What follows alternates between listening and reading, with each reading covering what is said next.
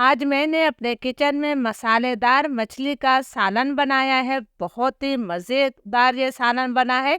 इसकी ग्रेवी भी बहुत ज़्यादा जायकेदार बनती है। तो चलिए देख लेते हैं कि इसे किस तरह बनाया जाता है। अस्सलाम वालेकुम, मेरा नाम है शाहीन और मैं अपने किचन में आप सबको खुश आमदीद कहती हूँ। आज मैं अपने किचन में मसालेदार मछली का सालन बना रही हूँ। बहुत आसान तरीके से इसे बनाना सिखाऊंगी, तो आप लोगों ने वीडियो को आखिर तक देखना है। इसके लिए मैंने 2 किलो कुंद मछली ली है। ये 1 कांटे की मछली होती है। आप अपनी पसंद की कोई भी मछली ले सकते हैं। जी 2 किलो मैंने मछली ली थी। साफ करने के बाद ये तकरीबन 1.5 किलो बची है। अब हम इसकी स्मेल दूर करने के लिए इसके अंदर 1 खाने का चमचा नमक शामिल कर रहे हैं। इसके साथ ही मैं इसके अंदर 2 खाने के चम्मच सफ़ेद सिरका, जिसे वाइट विनेगर कहते हैं, ये शामिल कर रही हूँ। अब नमक और सिरके को हमने तमाम मछली पर हाथों की मदद से अच्छी तरह से मल देना है। नमक और सिरके को मैंने मछली के ऊपर अच्छी तरह से लगा दिया है। तो अब मैं इसे 10 मिनट के लिए छोड़ देती हूँ।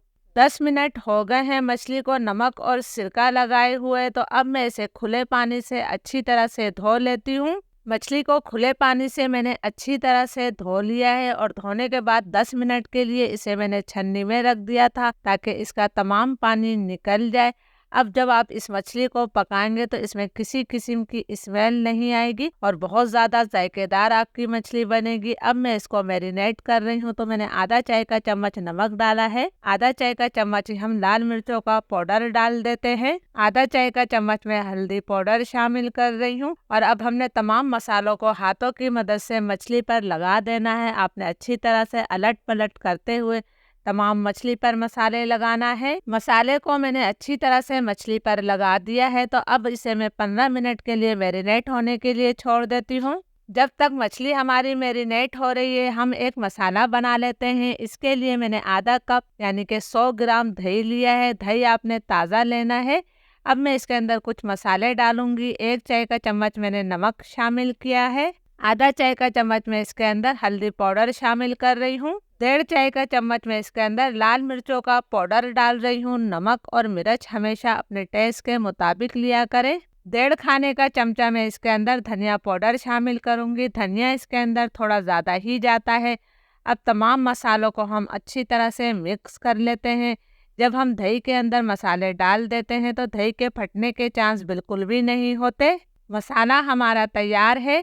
अब हम एक मसाला और बना लेते हैं। इसके लिए मैंने 2 दरमियाने साइज से थोड़ी सी बड़ी प्याज ली है, 2 इंच अदरक का टुकड़ा लिया है जिसे मैंने छोटे टुकड़ों में काट लिया है, 8 से 10 मैंने लहसुन की कलियां ली हैं, ये देसी लहसुन है, और 3 मैंने हरी मिर्चें ली हैं। प्याज को मैं रफली काट लूंगी और थोड़ा सा पानी डालकर इन चारों चीज़ों का मैं पेस्ट बना लेती हूँ। अदरक, लहसुन, हरी मिर्च और प्याज का पेस्ट मैंने बना लिया है। अब इसी जार के अंदर मैं 2 दरमियाने साइज के टमाटर लिए हैं मैंने, इसका भी मैं पेस्ट बना लूंगी। अब हम मछली को फ्राई करेंगे। फ्राई पैन में मैंने 3 खाने के चम्मच तेल डालकर सरसों का अच्छी तरह से गरम कर लिया है। मैं इसे सरसों के तेल में फ्राई करूंगी। तेल में से खूब धुआं निकल रहा है। फ्लेम मेरा हाई है। हाई फ्लेम पर मैंने तमाम मछली डालकर इसे एक तरफ से 2 मिनट तक फ्राई कर लेना है। मैंने मछली के तमाम पीस डाल दिए हैं। इसे हम हाई फ्लेम पर 2 मिनट तक फ्राई कर लेते हैं। फिर मैं आपको दिखाती हूँ। हाई फ्लेम पर मछली को एक तरफ से फ्राई होते हुए 2 मिनट हो गए हैं और आप देख सकते हैं कि ये थोड़ी सी फ्राई हो गई है। तो अब मैं तमाम मछली की साइड को तब्दील कर रही हूँ। इसे हमने दूसरी तरफ से भी 1.5-2 मिनट तक फ्राई कर लेना है। दूसरी तरफ से भी मछली को फ्राई होते हुए 1.5-2 मिनट हो गए हैं। तो अब मैं मछली को साइड पर रख देती हूँ। हम इसका मसाला बनाएंगे। मसाला बनाने के लिए मैंने आधा कप सरसों का तेल लिया है। मैं इसका मसाला सरसों के तेल में बनाऊंगी। सरसों के तेल में मछली का जायका कई गुना बढ़ जाता है। तेल को मैं इतना गरम करूंगी कि इसमें से खूब धुआं निकलने लगे। अगर आपके घर में सरसों का तेल नहीं है तो आपके घर में जो भी तेल इस्तेमाल होता है आप वो ले सकते हैं। सरसों का तेल हमारा बहुत अच्छी तरह से गर्म हो गया था, इसमें से खूब धुआं निकल रहा था। तो 2 मिनट के लिए मैंने चूल्हा बंद कर दिया था। इतने गर्म तेल में हम मसाले डालते तो मसाले हमारे जल जाते। अब मैंने चूल्हा जला लिया है और 1/4 टीस्पून से थोड़ी ज्यादा मैंने इसके अंदर मेथी दाना शामिल किया है। मेथी दाने को हमने 10 सेकंड से भी कम फ्राई करना है, वरना कड़वाहट आ जाएगी। मेथी दाना हमारा फ्राई हो गया है। तो अब हमने जो अदरक, लहसुन और हरी मिर्च का पेस्ट बनाया था प्याज के साथ, वो मैंने डाल दिया है। अब हमने प्याज की बहुत अच्छी तरह से भुनाई करनी है कि प्याज का पानी खुश्क हो जाए। अदरक, लहसुन और प्याज की मैंने 4-5 मिनट तक अच्छी तरह से भुनाई कर ली है। प्याज का कलर भी तब्दील हो गया है और तेल भी इससे अलग हो गया है।